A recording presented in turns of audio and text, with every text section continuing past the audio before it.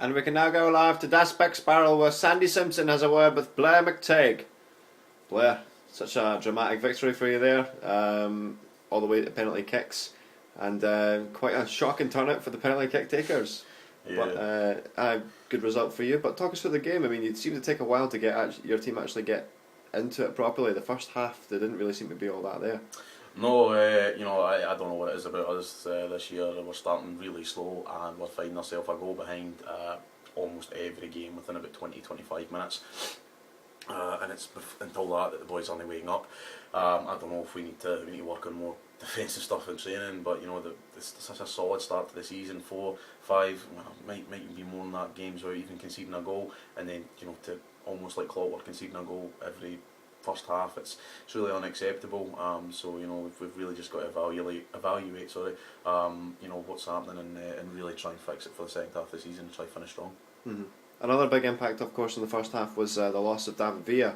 The replays showed the tackle looked like quite a hard tackle, but also quite fair. Yeah, it's just a bit unfortunate about the injury. But do you have any news on his situation? Yeah, we were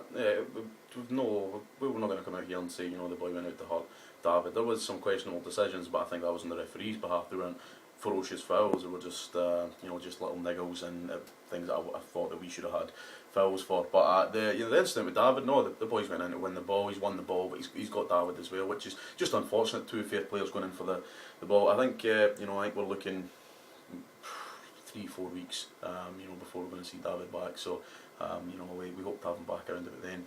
We've got some players that can step in and hopefully do a good job for us in the meanwhile. Mm-hmm. Obviously, for today's fixture, you had a few players that were cup tied as a result of the transfer window. How do you feel your team coped with the loss of some players that would have been available and without being able to play any of your new signings? I feel obviously a little bit disappointed that 3 out of 4 signings couldn't play. But we have a big squad here at Das Beck's Barrel, and every player here is capable of playing at the highest standards. So we're maybe lacking a wee bit in position wise. We can put people elsewhere, but we feel like we had enough quality on the bench to win the game. Which if it wasn't for the groundsman moving the post a couple of inches inside, then we would never have won. Well, it's been a good game for you today, a bit of highs and lows, but ultimately a good result. We hope to see your new signings in full flow in the season. Thanks, Andy. Thanks for your time. Thank you. Now go live to Maximo Park where Henry Hoggle is with odd manager David Patterson. David, congratulations on your win today.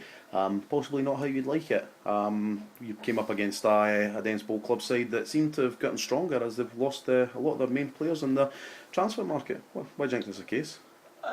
I'm not sure that that's the case there, Henry. I'd say obviously you want to win a game in full within the 90 minutes, but we'll take a win however it is. If our name's on the trophy at the end of the season, it doesn't matter how we got through the quarterfinals. I understand what you're saying about the players leaving as well. Of course, we've signed David, who's cup tied tonight. Unfortunately, Yep. He would have been exactly what we're looking for in a tie like this.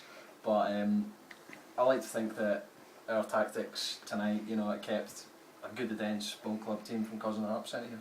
And what was Odd's mindset going into the game? Because you guys looked like you started a wee bit slow, you're a wee bit deflated tonight. Was that coming off the loss from Malmo last week?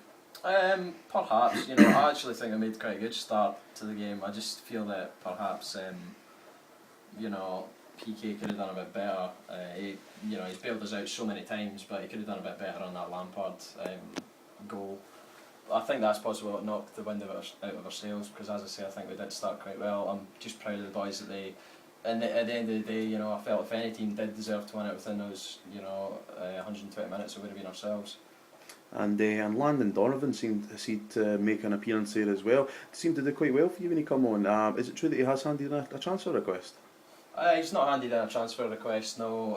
We've had chats because Landon's obviously not been as influential as he might have liked since coming here at the beginning of the season. But you'll see tonight that that's the exact kind of game that can come and make a difference. And I thought he did that. I thought he did just that. When Aryan scored the first goal, and he was completely obliterated almost by the end of that game. He put in such an effort. And players like Landon Donovan and Danny Alves come on and put in a star performance that perhaps could have won the game before penalties. No problem. And of course that's you through to the semi-final now. Alemania or Start? Any preference? Well, you know, a lot of people would say that they'd choose the Division 3 side, but we're aware that both of those teams are in form, and you know, we always like taking on Alemania. You know, they put us out in the Champions League quarter-finals last year, semi-finals, and we'll be looking to get some payback for that. No problem, David. Well, good luck in your upcoming semi-final, and good luck in the rest of the season. Thanks, mate. Thank you. And we can now cross live to the Maniac Manor. We have Alan Martin alongside Jimmy Jim Nabs.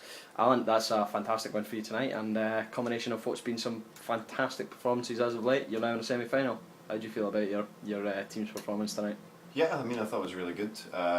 Obviously, we've had some wheelings and dealings in the transfer window, and it would have been good if we could use some of the newer players that we've signed, but I think the team held together really well. I mean, obviously, with cup ties, we've lost some players on the way out who we could have used today, but I thought the team did really well to hold themselves together, and we showed really good team spirit as well.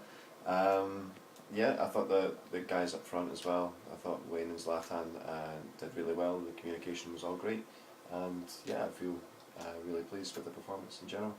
Yeah, that fantastic start to the game. It was extremely fast out of the blocks. Do you think that's perhaps what managed to win the game for you tonight? Start had some good possession throughout the second half, but of course they just didn't start as well as your team did. I mean, excuse the pun. Oh yeah, of course. Yeah, I mean that's something that's always been a bad side of our game basically for the last couple of seasons. We've always started late. We've always been into the games in the second half. So I mean, it's something that we really work on, is like getting out of the blocks early. I think when we start the game with a lot of pace rather than bringing it halfway through, it really helps as well. So when we have players with a lot of speed, such as Martins and Bystrov in there, to cause players problems early on, I mean, it makes such an impact at the beginning of a game as well as getting an impact later on with players such as Agbon Lahar, who I thought had a couple of promising moments as well. So I think that's part of the key, is just really just hitting them hard with a lot of speed. Yep. Well, you've now brought someone in, Didier Drogba. It's not just anyone. He's quite a controversial character here in the DVP Master League. What's your thinking behind bringing him in at this point of the season when Zlatan Ibrahimovic and Wayne Rooney have been such an outstanding front line for you this year? Well, I think when it comes to Wayne and Zlatan, I don't like players being comfortable, and I want to have the problem of having a headache of who to choose for the game that week.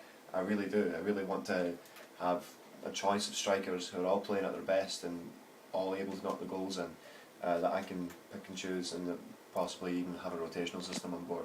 I mean, the start of the season was a bit slow in terms of the partnership, but I mean, today, I mean, you saw through the first couple of goals, it was really just excellent positioning and off each other and excellent communication that really led to those goals. I mean, they made it look so easy. It was, Tap-ins almost. Yeah, I mean, but that's just the chance generation, and that just doesn't come at any other point of the game unless you're really communicating well and you've really linked up well. So I reckon that's a key element to that. I think Didier provides a lot of competition, and obviously he's had a lot of Master League experience before, and I think he's a top quality striker. I just think we've not seen the best of him yet. So I hope to nurture that talent and have an extra threat for the games to come. But I mean, I don't really want to say I've got any first choice strikers anymore. I want to be able to say any of my strikers can play. Well, that's a thorough answer, Alan, and hopefully you'll have that headache for the rest of the season. Oh, Congratulations tonight, Alan. Cheers.